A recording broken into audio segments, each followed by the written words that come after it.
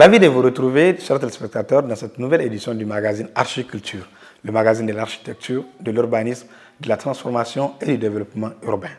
Aujourd'hui, nous allons parler d'un sujet qui touche à la fois notre quotidien et notre identité, l'influence de la culture sur les projets architecturaux. Comment nos traditions, notre mode de vie et nos valeurs peuvent-elles trouver leur place dans une architecture de plus en plus moderne? Vous en saurez plus de la rubrique Ma ville et ses enjeux à travers le reportage qui va suivre.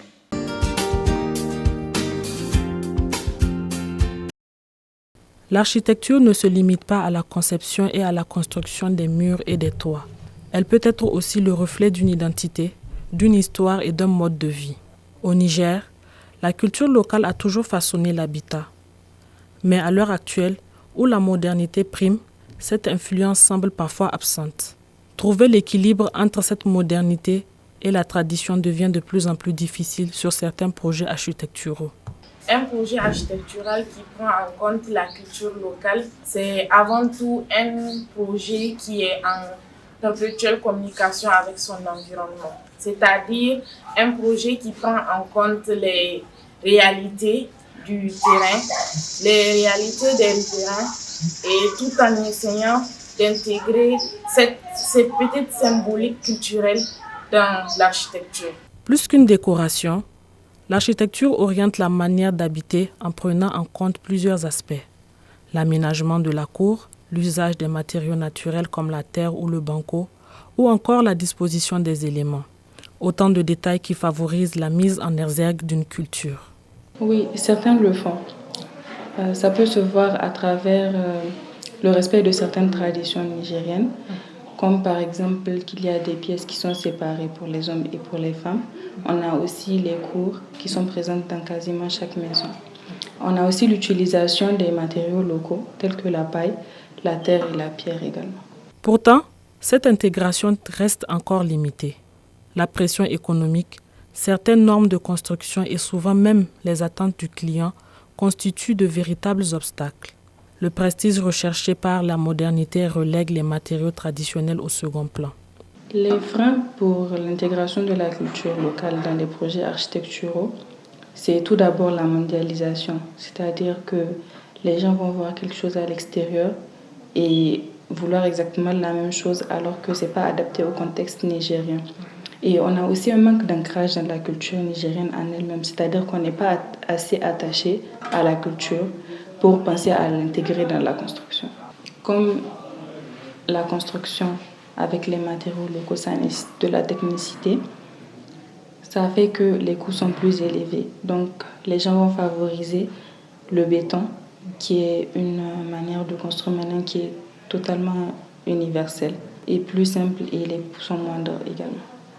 On peut en citer entre autres comme frein et le coût de l'utilisation des matériaux locaux et certaines normes qui nous sont imposées dans le monde des normes constructives qui, quand on les applique à nos réalités, on ne peut pas répondre à ces normes. C'est l'une des majeures contraintes que nous pouvons relever. Nous avons aussi le manque de main-d'œuvre.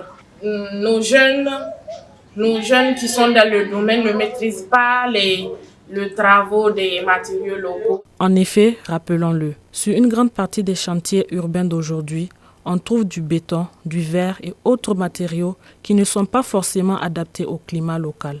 On se retrouve alors avec une architecture qui s'éloigne de son environnement culturel et écologique. Oui, il y a des projets où la culture nigérienne a été valorisée, tels que la Grande Mosquée d'Agadez. On a aussi le Palais des Congrès. On a également la Cité de l'Innovation.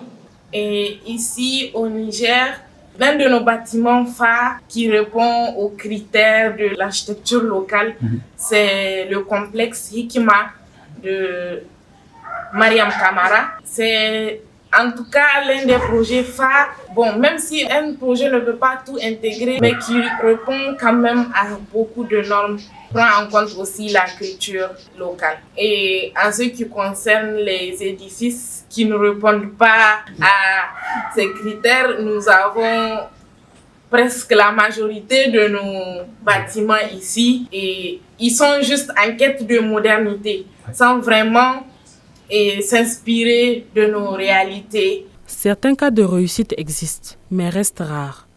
Exemple, cette maison d'un architecte nigérien construite en terre avec cette toiture traditionnelle. L'enjeu d'aujourd'hui est de montrer qu'une architecture moderne peut, elle aussi, rester fidèle à l'identité culturelle. Oui, si cette modernité est mise au service de la culture, c'est-à-dire pour la valoriser et aussi pour améliorer la qualité de vie des usagers. Nous avons plein d'architectes qui parviennent et nous avons l'exemple du jeune architecte burkinabé qui, à travers ses œuvres, a été lauréat de plusieurs prix internationaux. Et son architecture démontre que nous pouvons allier cette modernité à nos cultures locales et tout. Aujourd'hui, beaucoup d'initiatives tentent d'inverser la tendance, mais le travail demande une véritable stratégie. Sensibiliser les particuliers, valoriser le savoir-faire local, plusieurs pistes permettront de réconcilier culture et modernité dans nos projets architecturaux. Et c'est un travail de longue durée. Il va falloir qu'on sensibilise la population et qu'il y ait une formation pour vulgariser les travaux, surtout des matériaux locaux. Aussi encourager la politique publique. Le gouvernement aussi peut mettre un accent dessus en faisant des édifices qui vont montrer à la population l'exemple, quoi. L'influence de la culture sur les projets architecturaux doit être prise en compte parce que la culture, c'est nous. Et les bâtiments, les constructions, c'est la meilleure façon de montrer qui nous sommes au monde extérieur. Donc notre culture doit y figurer. Même si la modernité est inévitable, elle ne doit pas effacer la tradition. Un défi pour les architectes nigériens et la prochaine génération. Favoriser une architecture qui parle de nous tout en gardant la touche moderne.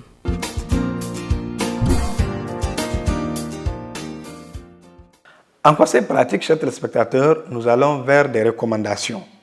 Dans un contexte d'énormes défis liés à la circulation, l'occupation du domaine public et l'organisation des voies publiques, quelles recommandations peut-on faire à la ville afin de répondre aux problématiques de l'aménagement des voies et espaces urbains?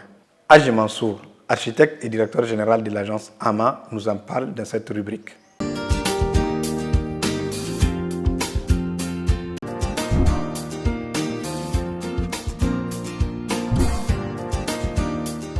Pour ce qui est de la voirie, vous avez différentes catégories de voiries, des voiries d'envergure nationale, des voiries intermédiaires et d'autres voiries qui sont à l'échelle locale et de quartier.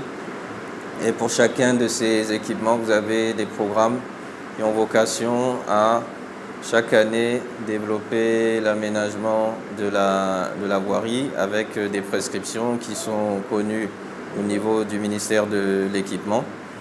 Et vous avez constaté depuis un certain nombre d'années des projets d'infrastructure, des projets d'échangeurs, des projets d'équipement qui pallient en partie aux besoins, mais sans pour autant répondre à la problématique et à suivre le développement de l'aménagement en général, puisque vous avez beaucoup de quartiers où les voiries ne répondent pas aux normes, des voies non bitumées, des voies latéritiques, des voies qui ne sont pas pavées, qui n'ont pas de système d'assainissement. Alors la problématique aujourd'hui est comment répondre à un étalement urbain, un développement urbain incontrôlé depuis un certain nombre d'années et qui a conduit à un décalage entre la capacité d'aménagement des voiries et la réalisation des lotissements et des quartiers sur le terrain.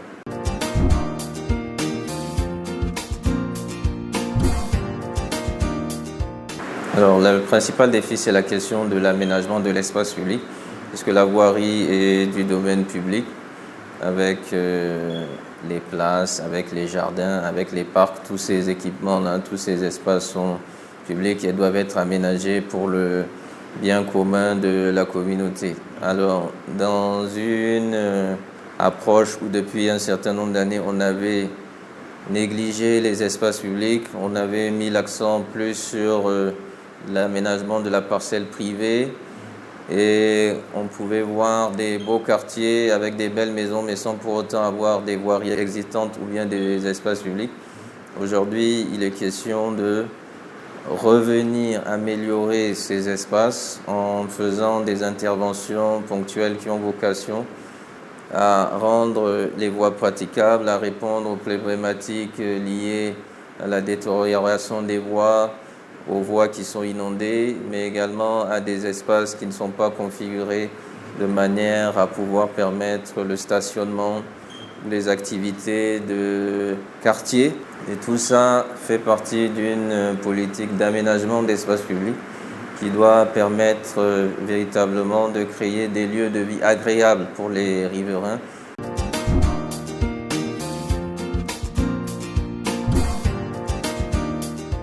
Alors, il y a déjà des approches stratégiques en vue du développement de l'aménagement urbain qu'il faut renforcer, définir les axes prioritaires d'aménagement, aussi investir non seulement sur les grands axes, les routes nationales, les équipements d'échangeurs, les équipements qui vont permettre aussi le développement des transports en commun. Parce que vous n'êtes pas sans savoir que nous avons très peu de systèmes de transport en commun et chacun essaye de se déplacer par un véhicule individuel ou bien par un taxi. Les bus sont rares, les tramways ne sont pas existants, les systèmes de trains urbains n'existent pas. Tout ça, ce sont des planifications qu'il est possible de faire à l'échelle de la ville de Niamey et répondre aux besoins aussi de mobilité dans les quartiers. Parce que si vous regardez, souvent, il y a un grand axe qui a été aménagé, bitumé, mais dans les quartiers, on n'a pas réalisé les pavages, les infrastructures routières qui devraient être faits dans les quartiers, ce qui fait que tout le monde se concentre sur les grands axes, alors qu'il est possible de rejoindre différents quartiers en passant par des ruelles et des rues secondaires. Ça, c'est peut-être un développement que la ville doit penser à faire, mais aussi le ministère de l'Urbanisme, le ministère de l'Équipement, pour se concentrer désormais sur les voies de quartier qui permettent à un quartier de répondre aux exigences et d'avoir une image qui soit fonctionnelle, qui soit attractive pour que les investissements dans ces quartiers puissent se faire.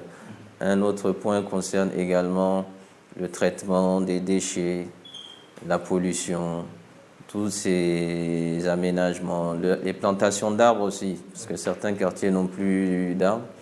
Tout ça dans la protection de l'environnement, dans le bioclimatisme et dans la réduction de la consommation d'énergie, rend la ville agréable à vivre et facilite l'installation des habitants et valorise leur cadre de vie.